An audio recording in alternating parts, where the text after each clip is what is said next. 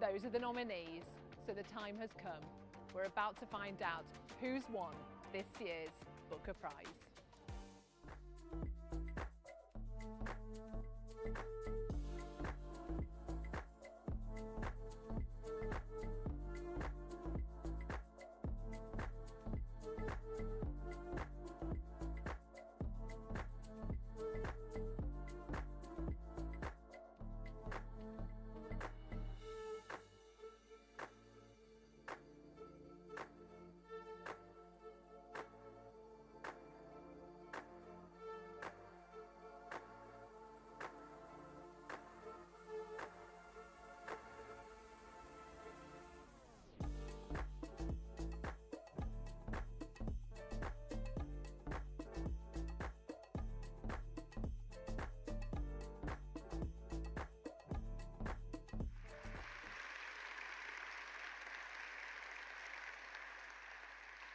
Charlotte Wood. And you heard Jason Isaacs reading Held, Tanya Reynolds reading The Safekeep, and Chipo Chung reading Stone Yard Devotional.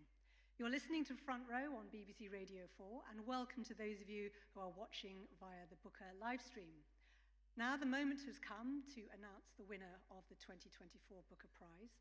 The trophy will be presented by last year's winner, Paul Lynch, and joining me on stage is this year's Chair of Judges, artist and writer Edmund Duval, who's going to say a few words before announcing the winner. Welcome, Edmund. Thank you so much, Samira, and my goodness, what a beautiful privilege to be in your company tonight.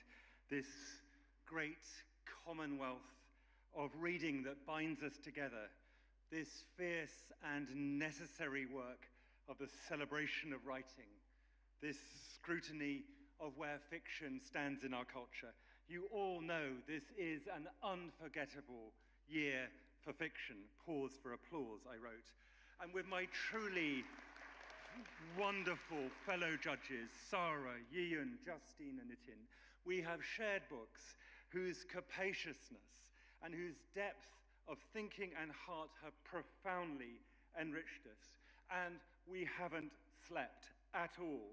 And we are friends. There is a great collective act of making books happen in the world, beyond the writing, beyond the editing, the publishing, the reviewing and discussing in schools and libraries and colleges and bookshops and book groups everywhere online. And that's the extraordinary, the truly extraordinary act of passing on a book to someone else. You must read this. This will change your life.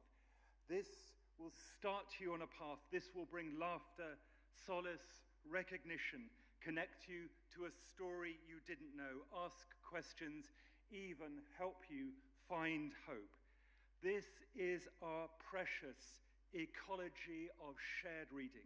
This is what tonight is about, the listening to voice, the pacing of our breathing to someone else's breath. And this, finally, is where we back away, we fade. All the noise should fade. This is about writing fiction, not finding answers, not solving problems. There are far, far too many people in the world with unassailable answers. But changing the questions, not what you know, but what you need to explore. Tonight is a threshold hovering, not for long, I promise. Stay with me, recognizing that language is unsteady and unreliable and contingent and stubborn and cadenced, and that its beauty reflects an intensity of attention to lives, precious, precarious lives, and to the precious and precarious world we share. I am profoundly honored to announce that the winner of the Booker Prize 2024 is Samantha Harvey for Orbital. Thank you.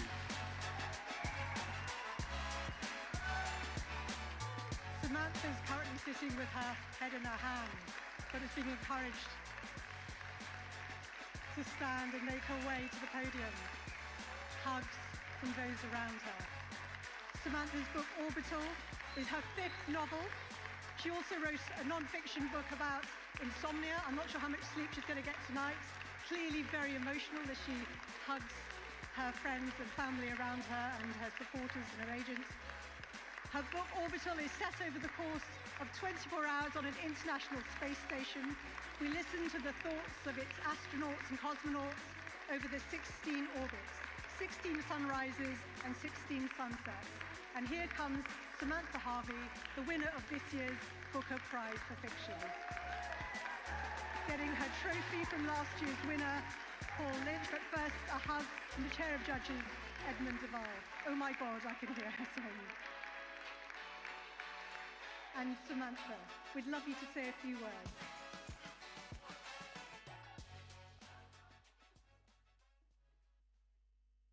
Oh. I was not expecting that. We were told that we weren't allowed to swear in our speech. So there goes my speech. It was just one swear word 150 times. Gosh, I have no idea how to deal with this. I have not expected it. I'm completely overwhelmed.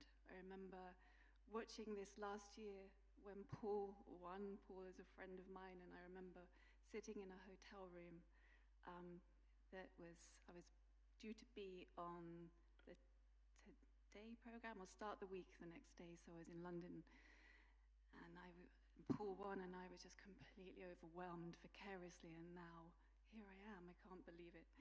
I have so many people I want to thank. I know I don't have very long. My amazing publisher Jonathan Cape, my wonderful agent Anna Weber, all the Booker judges, my family who have loved me and supported me all my life, my readers, the fellow shortlisted authors, thank you. I suppose it's fair to say that no Booker speech has ever been made in a perfect world, but it's hard to not acknowledge the imperfections of the world that we live in today. We are, as Carl Sagan says in his book Cosmos, the local embodiment of a consciousness grown to self-awareness. We are star stuff pondering the stars. And I would add that we are also earth stuff pondering the earth. And I think my novel is an exercise in that pondering. To look at the earth from space is a bit like a child looking into a mirror and realizing for the first time that the person in the mirror is herself. What we do to the earth, we do to ourselves. And what we do to life on earth, human and otherwise, we do to ourselves. Our loyalties, Sagan says, are to the species and to the planet. We need to speak for earth, he says. I would like to dedicate this prize, therefore, to everybody who does speak for and not against the earth, for and not against the dignity of other humans, other life, and all the people who speak for and call for and work for peace. This is for you. Thank you.